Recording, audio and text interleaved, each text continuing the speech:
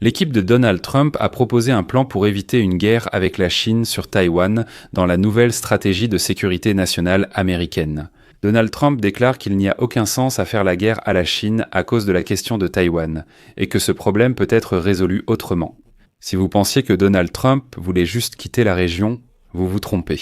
Selon la nouvelle stratégie, les États-Unis parleront moins publiquement de Taïwan et réaffirmeront par une déclaration que les États-Unis ne soutiennent pas le changement du statu quo en mer de Chine méridionale pour le moment. Mais en réalité, Donald Trump prévoit de prévenir un conflit avec la Chine en multipliant la puissance militaire des États-Unis et de leurs alliés dans cette région. Les États-Unis ont officiellement affirmé qu'il fallait fortement armer leurs alliés dans la région Indo-Pacifique, pour que la Chine n'y pense même pas en vain. Et il faut le faire le plus rapidement possible, car la Chine rattrape rapidement les États-Unis en termes de puissance militaire. Je m'appelle Alexei Pichi.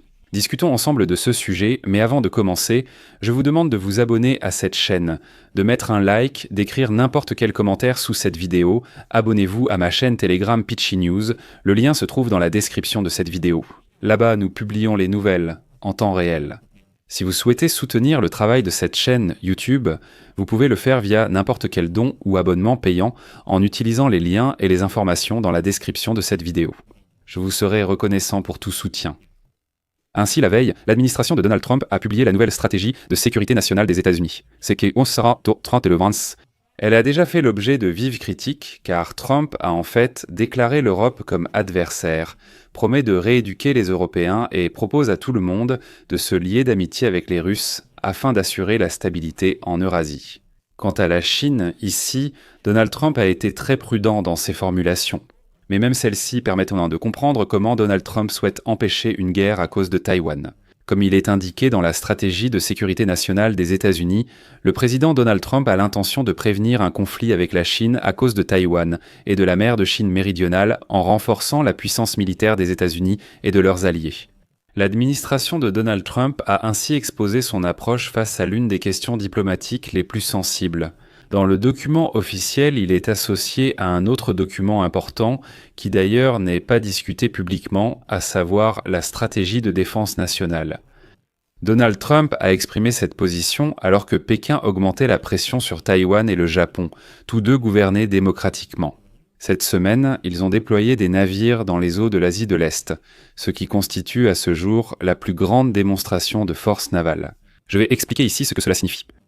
Le 5 décembre, Taïwan et le Japon ont fait une déclaration publique indiquant que la Chine avait déployé un grand nombre de navires dans les eaux de l'Asie de l'Est, envoyant ainsi un message avant tout à Tokyo. La veille, la Chine avait envoyé ses navires dans les eaux de l'Asie de l'Est. En effet, un grand nombre de navires militaires et de garde-côtes. À un moment, leur nombre a dépassé la centaine, soit plus de 100 navires militaires dans la région. Et tous ces navires sont virtuellement dirigés contre le Japon et Taïwan. La porte-parole du président taïwanais, Karen Kuo, a indiqué que l'activité chinoise va au-delà du détroit de Taïwan, couvrant la mer Jaune, les environs des îles Senkaku, la mer de Chine orientale, la mer du Sud et l'ouest du Pacifique. À Tokyo, le ministre de la Défense, Shinjiro Koizumi, a déclaré que le Japon surveille les mouvements des militaires chinois. Citation. La Chine étend et intensifie ses activités militaires dans les zones adjacentes au Japon. Nous faisons constamment des efforts pour recueillir et analyser des informations, tout en surveillant de près les mouvements des militaires chinois. Je souligne aussi que cette hausse d'activité survient lors d'une crise diplomatique entre la Chine et le Japon. Après que la nouvelle première ministre du Japon, Seneya Takaichi, a déclaré le mois dernier qu'une attaque hypothétique de la Chine contre Taïwan, gouvernée démocratiquement, pourrait déjà provoquer une réponse militaire de la part de Tokyo. En somme, le Japon affirme « Nous défendrons Taïwan si besoin ». Il y a aussi Taïwan. Alloue pour l'année prochaine 40 milliards de dollars supplémentaires à la défense afin de contrer la Chine. Comme vous le savez, Trump et le nouveau Premier ministre du Japon, Takaichi, sont devenus amis et le Japon évoque désormais ouvertement son nouveau statut de puissance militaire. On me dit qu'ils abandonnent le pacifisme, tout le monde s'arme. Au final, dans la stratégie de Trump, il est écrit, je cite, « La dissuasion d'un conflit à propos de Taïwan, idéalement en maintenant la supériorité militaire, est une tâche prioritaire. Je tiens aussi à souligner que la Chine ne considère pas seulement Taïwan comme son territoire, elle attend là également de vastes revendications régionales, y compris presque toute la mer de Chine méridionale, qui sont contestées par beaucoup de ses petits voisins alliés des États-Unis. Les États-Unis n'ont pas de relations diplomatiques officielles avec Taïwan, mais Washington est le principal soutien international de l'île et, selon la loi, est tenu de fournir à Taïwan les moyens de se défendre. Cette question tend les relations entre les États-Unis et la Chine depuis des années. Mais maintenant, Donald Trump a déclaré que nous maintenons le statu quo actuel. Il est notable que la nouvelle stratégie de sécurité nationale des États-Unis mentionne Taïwan 8 fois, dans 3 paragraphes, et il en est conclu que, je cite, « Taïwan attire à juste titre l'attention pour sa position stratégique dans des eaux commerciales et sa domination dans la production de semi-conducteurs. Nous créerons des forces armées capables de repousser l'agression partout, sur les îles s'étendant du Japon jusqu'à l'Asie du Sud-Est. Mais les forces armées américaines ne peuvent pas et ne doivent pas le faire seules, indique la stratégie. Nos alliés doivent intensifier leurs efforts et dépenser, et, ce qui est encore plus important, faire beaucoup plus pour la défense collective. Cela renforcera la capacité des États-Unis et de leurs alliés à contrer toute tentative de prise de Taïwan ou action rendant sa défense impossible. Eh bien, pour le dire simplement, Donald Trump dit aux pays de la région la même chose qu'il dit aux pays européens de l'OTAN. Votre sécurité relève d'abord de votre responsabilité. Les États-Unis vous aideront, mais vous devez compter sur vos propres forces. Et d'ailleurs, le Japon a été le premier à saisir cet état d'esprit et est prêt à renforcer ses forces militaires, mais il y a bien sûr des préoccupations légitimes dans la région.